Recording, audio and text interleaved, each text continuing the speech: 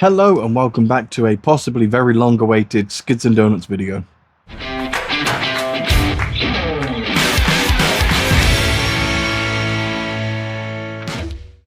Now, you might be wondering where I've been, but before that, there's one small update. The BMW 325D has gone. Sadly, I've replaced the turbos in it, and whether it was the garage or not that I took it to originally, I don't know. But the actual block, like where the oil banjo bolt goes, that was cracked off. I tried tigging it, can't tig to save my life, so it's gone. I've took a massive loss on it, but I couldn't have it sat on my front lawn, killing the grass all year round. So it's gone. However, back onto the Volvo 240. Since the last video I made on this thing, which was the full build and a couple little extra scenes at the end, somehow another 200 subscribers have arrived. So if you're watching this one, thank you very much for the support. It gives me so much motivation and pride for this channel so far, so thank you. And we're almost at that magic 1k subscribers mark, so YouTube might even start paying me for some mediocre videos soon. Anyway, moving on to this 240, there were two major issues from that last video that was stopping me from getting this thing MOT'd. Number one was this weird electrical issue where as soon as I'd turn the lights on or I'd turn the fans on full, anything kind of heavy electrical load, it would just die out. Like within a couple of seconds it would die. No idea, it didn't happen before. I think I've managed to fix that issue now by moving the choke cable to the daytime running lights, which this car doesn't have, but apparently it does. Don't know, managed to fix that. And the second major issue, which is still happening now, is it overheats constantly, no matter what. So the temperature gauge goes between, so that's normal, that's you're about to blow up your engine, and it sits around there until you start moving it, and then it creeps up to about there, just below the red. And sometimes it does go into the red, and I shut the engine off because I don't want a blown head gasket. So I've tried a few things so far. I figured it's a second-hand engine. So the first thing I tried was the Holt's cooling system cleaner. I've tried that a few times now, and I've used the Winds cleaner as well. Not strong enough, so I thought, okay, there might be something else going on. So I took the water pump off, and it's got a big build-up of a lime scale or something like that, or, you know, when you mix two coolants together and then you get a horrible build-up. That. I don't know what it is. I've tried Googling it, I've tried going on YouTube for it. Nobody seems to have that same issue. So I don't know whether it's, so it could be some head gasket sealer type thing or coolant sealer, I don't know. But I figured, okay, we found the issue there. So then I tried Iron Tight Thorough Flush from the Amazon Tree Forest website. 33 quid this cost. Absolutely nothing. The issue is still there. So for the final one, after flushing this system about 6 or 7 times now, I decided to try Tech 2000. From eBay, this was about 13 quid. And it did something. It softened a lot of it up, but it didn't remove it. It ended up making it soft enough, like a gel, and then started getting clogged elsewhere. So that didn't work. Technically, I tried cleaning some of it out that I could see, didn't work. But at the same time, I also changed out the thermostat. I had the 92 degree thermostat, if you can see that. Nope. So I had the 92 degree thermostat. I changed that out for the 87 degree thermostat, I believe, just in case it was that. And maybe the blockage wasn't a blockage. That didn't work. So this overheating issue is still present, which means I can't take it to get MOT'd to drive it on the road, because I think if I even tried to make it there, it'll blow up. Which is great. And I don't think it would pass if it was like significantly overheating. So at the minute, I'm kind of stuck with it overheating. I really didn't want to take the head off, but I think I might have to go down that route. That won't be in this video. I need to actually buy all the parts and bolts and everything, which gets super expensive. But I'll show you the issue now, and I'll also show you as a reminder exactly what's been done to this engine in case it wasn't clear in the other videos, and if you've missed any, I'll show you now. So this is what we're working with. The B200E engine, which had K-Jet originally. It now has a Weber 3236 DGV or DGEV, which is the electronic choke. I've also put on a fuel pressure regulator with a secondary filter in there, so I've got two just in case.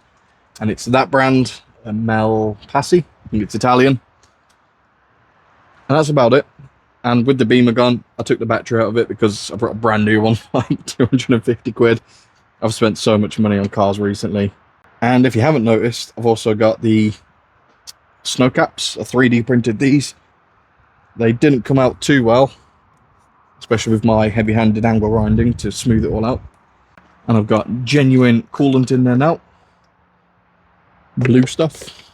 I've also invested in some metal plates because they look really cool. And the only major update from the inside is I've now got a headliner, which is really nice. It's obviously stained and whatnot. That can be painted in the future. I don't have that piece that goes around the sunroof, and I can't also put the sunroof panel back in properly, but we'll ignore that for now. It's fine. And we can actually start the beast now.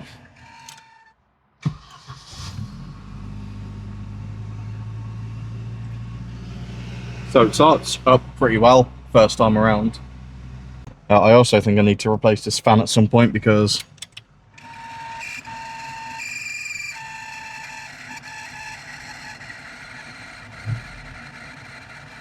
if you look at the revs, they go down a bit when the fan's on. But there you go. You can see it trying to die out. But it revs fine.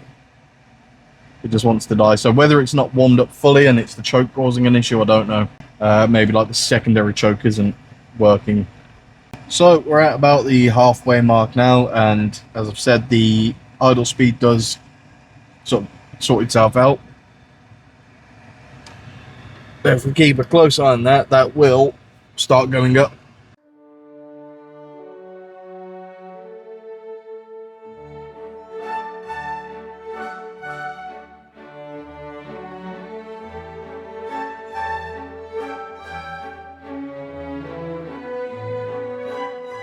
So that's where we're at right now, and with the, I don't know if you can see it, with the cap on there,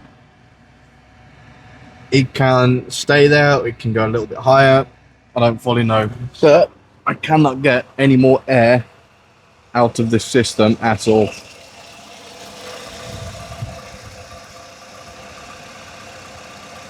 But the main weird issue I've got is this pipe should be warm.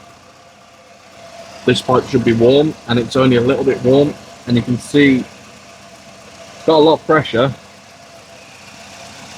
in that pipe. So I mean, they're warm but they're not hot, and the radiator is still stone cold even though there's no more air. So even though it's overheating, I can take that off safely, and that's all cold. So it could even be the switch in there. Maybe I can take it off this, not the switch, I mean the temperature sensor. I think I've still got this one somewhere. Ah, there it is. So I could borrow that. Maybe this one's sending out a faulty signal. This is the one that came on the engine. If we just check the temperature. There, it stays around there. But the minute you start moving, so I've been moving it up and down the driveway here, testing out the gearbox and whatnot, still doesn't work. Just overheats, and then you have to shut it off before, you know, you blow the head gasket and you have a really bad time. So if anybody has any idea what I can do there, please feel free to let me know, because I'm at wit's end. I must have spent a good couple £100 on this issue alone, and I still can't resolve it. I don't. It's the one big issue stopping me from taking it for an MOT, so I can actually drive it on the road. I've got no idea. But there are a couple more things that I want to do in this video, and number one is the Diff oil. I've not done that at all, and I think that needs doing. And I've got just an eBay Android Auto type single din thing that I can use, so I'll run through that as well. So I was about to turn it off. If you look in here again, you see it's actually gone down a little bit. It does that, it goes down, then it goes up and down, and it stays around there. So I know you can't see much, I apologise, my tripod's too big to fit under this car. This is what I'm using, the GL5, apparently that is very important, and the 75W90 gear oil. That's what this car needs. And the most important thing when doing things like this is you need to make sure this comes off first, the filler bolt. Because it's great draining things, but if you can't undrain them, you're in a bit of a pickle. Yeah.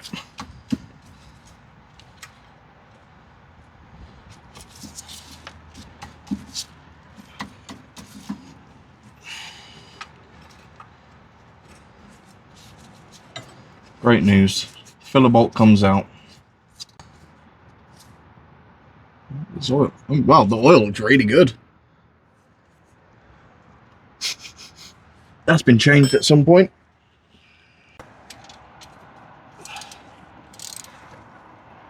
Oh, there we go. So, let's see the mess that comes out of here.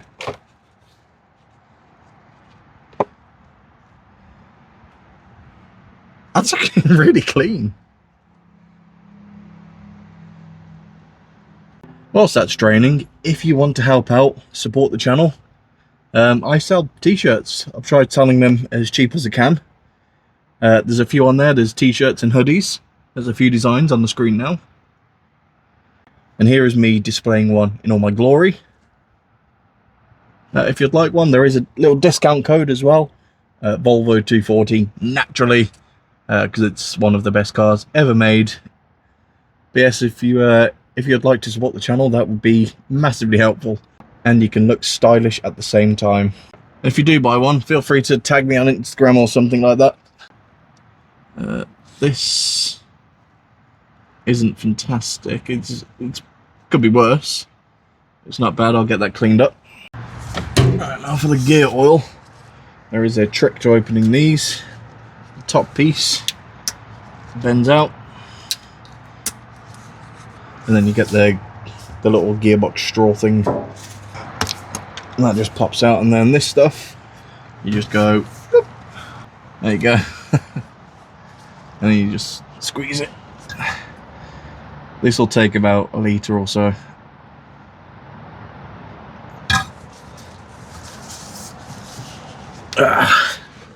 We need the American style ones in the UK, where it's like a bag and you just squeeze the bag in.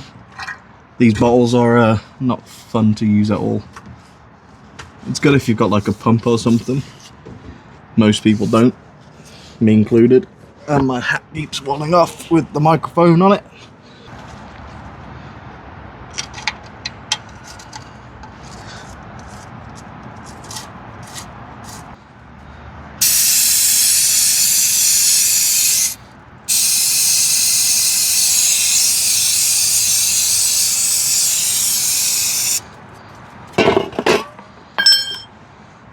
Nice. Right, so now the diff oil is done, we're going to move on to this, the single din car stereo. And there's my caffeine-free Pepsi Max. Believe it or not, Pepsi Max has more caffeine than normal Pepsi. And I'm trying to slim down a little bit, so... Right. Unboxing time. I did open this, but I haven't installed it yet. Let me get the tripod. My whole garage stinks of gearbox oil now. Alright, let's have a look what we're working with here. It's only a cheap little unit. So you've got a bunch of wiring loom, but I've brought one, like pre-made. That, I think that's a power cable.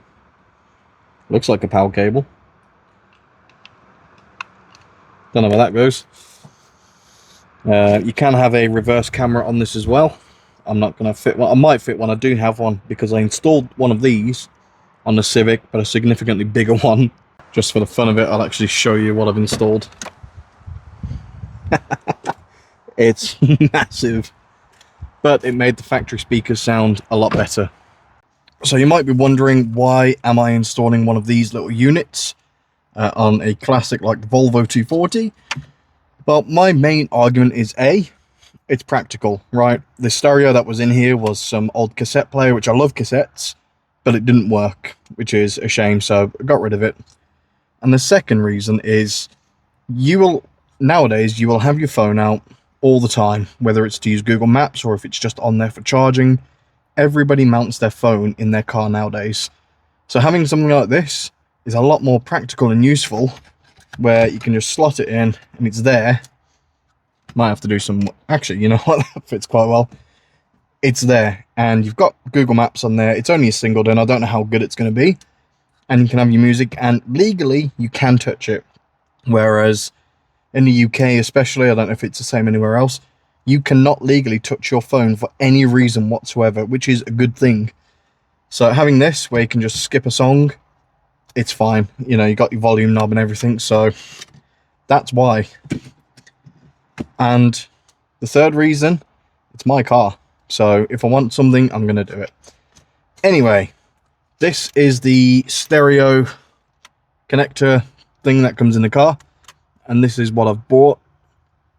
It's just a standard thing. I don't really know what all the wires do, but that will clip in there like so.